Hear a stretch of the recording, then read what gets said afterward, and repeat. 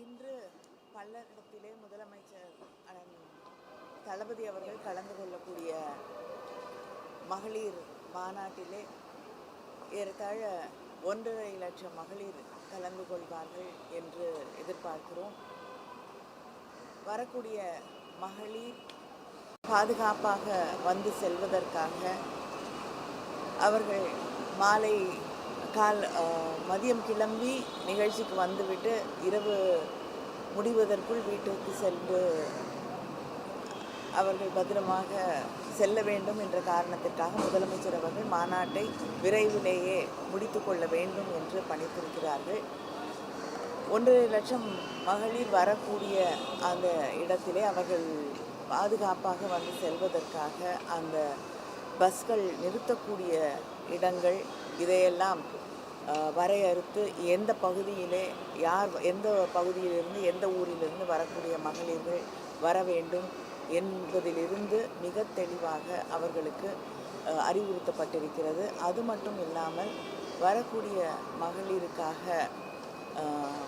மருத்துவ வசதிகள், மருத்துவ சேவைகள் எல்லாம் செய்யப்பட்டிருக்கிறது. உணவு ஏற்பாடு செய்யப்பட்டிருக்கிறது. போதிய தண்ணீர் ஏற்பாடு செய்யப்பட்டிருக்கிறது.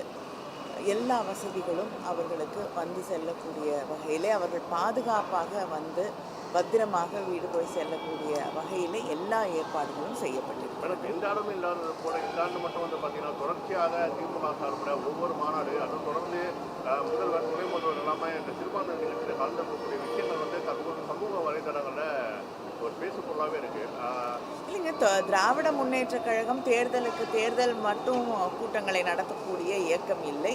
மக்களை சந்திக்கக்கூடிய தலைவர்கள் திராவிட முன்னேற்ற கழகத்தில் தேர்தல் நேரத்திலே மட்டும் வந்து மக்களை சந்திக்கக்கூடிய தலைவர்கள் கிடையாது. முதலமைச்சர்லேருந்து எடுத்துக்கிட்டிங்கன்னா தொடர்ந்து நிகழ்ச்சிகளை நடத்தக்கூடிய கூட்டங்களை நடத்தக்கூடிய இயக்கம் தான் திராவிட முன்னேற்ற கழகம்.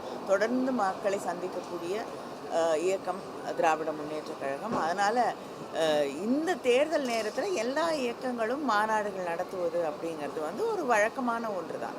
அதனால் தேர்தல் சமயத்தில் மகளிர் மாநாடு, இளைஞரணி மாநாடு என்பதை இங்கே நடத்த தொடங்கி இருக்கிறோம். ஆனால் இதற்கும் முன்னால் தொடர்ச்சியாக மகளிரை சந்திக்கக்கூடிய, மகளிர் அணியில் இருக்கக்கூடியவர்களை சந்திக்கக்கூடிய, இளைஞர்களை சந்திக்கக்கூடிய கூட்டங்கள் தொடர்ந்து நடைபெற்று கொண்டு தான் இருக்கிறது. மேடம், கடைசி கேள்வி மேடம். நயினார் நாகேந்திரன் ஒரு குற்றச்சாட்டு வச்சிருந்தாரு. அது என்ன குற்றச்சாட்டுனா, இந்தியா கூட்டணி வந்து அதிகாரம் வந்து இப்போ அவங்க வந்து தலைமுறை இருக்குது. கண்டிப்பாக எலெக்ஷனுக்குள்ள அந்த கூட்டணி உடைஞ்சிடும், எங்கள் கூட்டணி வலுவாக இருக்குன்னு ஒரு குற்றச்சாட்டு எப்படி பார்த்தீங்க?